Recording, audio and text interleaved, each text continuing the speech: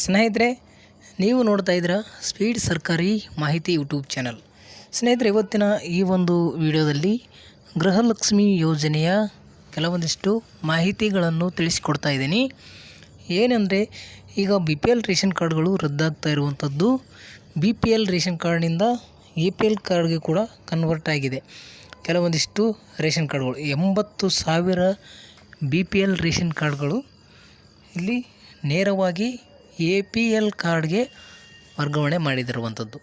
ಅದಕ್ಕಾಗಿ ಇವತ್ತಿನ ಈ ಒಂದು ವಿಡಿಯೋದಲ್ಲಿ ನಿಮಗೆ ತಿಳಿಸ್ತಿರುವಂಥದ್ದು, ಗೃಹಲಕ್ಷ್ಮಿ ಯೋಜನೆಗೆ ಏನು ಅರ್ಹರಾಗಿರುವಂಥ BPL ಕುಟುಂಬದವರು ಇಲ್ಲಿ ಈ APL ಆಗಿರೋದ್ರಿಂದ ಏನು ಒಂದು ಸಮಸ್ಯೆ ಅನ್ನುವುದು ಗೃಹಲಕ್ಷ್ಮಿಯರಿಗೆ ಭರ್ಜರಿಯಾದಂಥ ಒಂದು ಗುಡ್ ನ್ಯೂಸ್ ಕೊಟ್ಟಿದ್ದಾರೆ. ಮಹಿಳಾ ಮತ್ತು ಮಕ್ಕಳ ಅಭಿವೃದ್ಧಿ ಇಲಾಖೆ ಸಚಿವರಾಗಿರ್ತಕ್ಕಂಥ ಲಕ್ಷ್ಮೀ ಹೆಬ್ಬಾಳ್ಕರ್ ಮೇಡಮ್ ಅವರು ಆ ಒಂದು ಮಾಹಿತಿ ನಿಮಗೆ ತಿಳಿಸ್ಕೊಡ್ತಾ ಇದ್ದೀನಿ. ಇಲ್ಲಿ ಗೃಹಲಕ್ಷ್ಮಿ ಯೋಜನೆಯ ಹಣ ಬರುತ್ತಾ ಅಥವಾ ಬರೋದಿಲ್ಲ ಅನ್ನೋದು ಕ್ಲಾರಿಟಿ ನಾನು ಕೊಡ್ತೇನೆ. ವಿಡಿಯೋನ ಸ್ಕಿಪ್ ಮಾಡದೆ ಕೊನೆವರೆಗೂ ನೋಡಿ. ಹಾಗೆ ನಮ್ಮ ಚಾನಲ್ನು ಇನ್ನೂ ಸಬ್ಸ್ಕ್ರೈಬ್ ಆಗಿಲ್ಲ ಅಂದರೆ ದಯವಿಟ್ಟು ಪ್ಲೀಸ್ ಸಬ್ಸ್ಕ್ರೈಬ್ ಮಾಡ್ಕೊಳ್ಳಿ. ಹಾಗೆ ವಿಡಿಯೋ ಇಷ್ಟ ಆದರೆ ಒಂದು ಲೈಕ್ ಮಾಡಿ. ನೋಡಿ, ಇಲ್ಲಿ ಲಕ್ಷ್ಮೀ ಹೆಬ್ಬಾಳ್ಕರ್ ಮೇಡಮ್ ಅವರು ಕೊಟ್ಟಿರುವಂಥ ಮಾಹಿತಿ ಏನಂದ್ರೆ, ಈಗಾಗಲೇ 80,000 ಒಂದು ರೇಷನ್ ಕಾರ್ಡ್ಗಳನ್ನು BPL ಕಾರ್ಡಿನಿಂದ APL ಕಾರ್ಡ್ಗೆ ಕನ್ವರ್ಟ್ ಆಗಿವೆ. ಆ ಒಂದು BPL ಕುಟುಂಬಗಳಿಗೆ ಗೃಹಲಕ್ಷ್ಮಿ ಯೋಜನೆ ಹಣ ಸಿಗುತ್ತಾ ಅಥವಾ ಸಿಗೋದಿಲ್ಲ ಅನ್ನೋದು ಇಲ್ಲಿ ಸ್ಪಷ್ಟವಾಗಿ ಮಹಿಳಾ ಮತ್ತು ಮಕ್ಕಳ ಅಭಿವೃದ್ಧಿ ಸಚಿವೆ ಲಕ್ಷ್ಮೀ ಹೆಬ್ಬಾಳ್ಕರ್ ಮೇಡಮ್ ಅವರು ನೀಡಿದ್ದಾರೆ. ಈ ಒಂದು APL ಕಾರ್ಡ್ಗಳಿಗೂ ಕೂಡ ಗೃಹಲಕ್ಷ್ಮಿ ಯೋಜನೆಯ ಹಣ ಸಿಗ್ತಾ ಇರುವಂಥದ್ದು.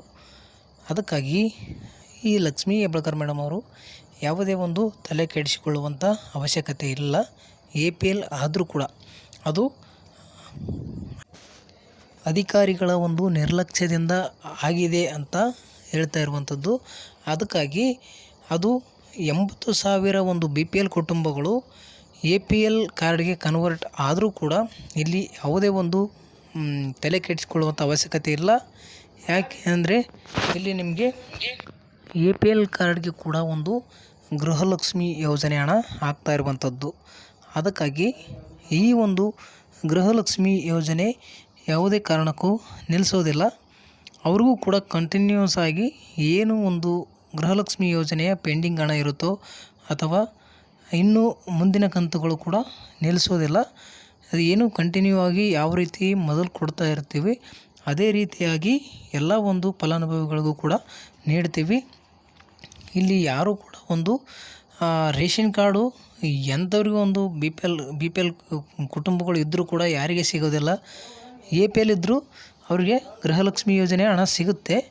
ಆದರೆ ಇಲ್ಲಿ ಎಂಥವ್ರಿಗೆ ಹಣ ಬರೋದಿಲ್ಲ. ಅವ್ರ ಹತ್ರ BPL ಕಾರ್ಡ್ ಕೂಡ ಇತ್ತು ಅಂತಂದ್ರೂ ಕೂಡ ಎಂಥವ್ರಿಗೂ ಬರೋದಿಲ್ಲ. ಯಾಕೆ ಬರೋದಿಲ್ಲ ಅವರಿಗೆ ಅಂತಂದರೆ, ಇಲ್ಲಿ ಈಗಾಗಲೇ ವೆರಿಫಿಕೇಷನ್ ನಡೆದಿರುವಂಥದ್ದು. ಕೆಲವೊಂದಿಷ್ಟು ಕಾರ್ಡ್ ಕೂಡ ರದ್ದೂ ಆಗಿದೆ ಮತ್ತು BPLಯಿಂದ APLಗೂ ಕೂಡ ಆಗಿರುವಂಥದ್ದು.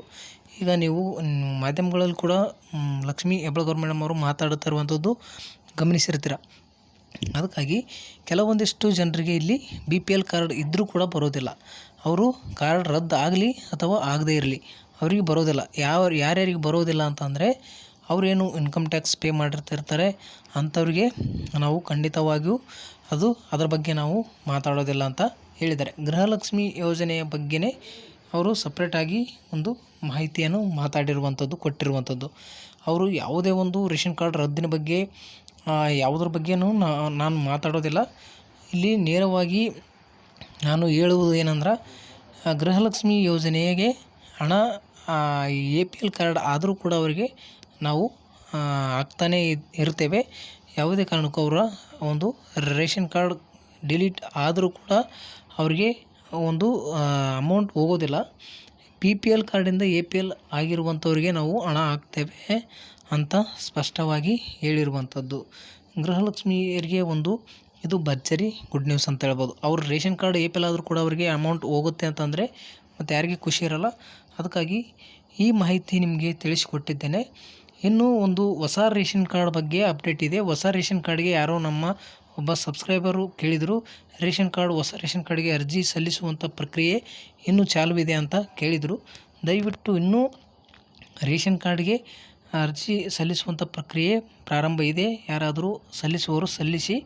ಇದಕ್ಕೆ ಇ ಶ್ರಮ್ ಕಾರ್ಡ್ ಅಗತ್ಯವಿದೆ ಸ್ನೇಹಿತರೆ.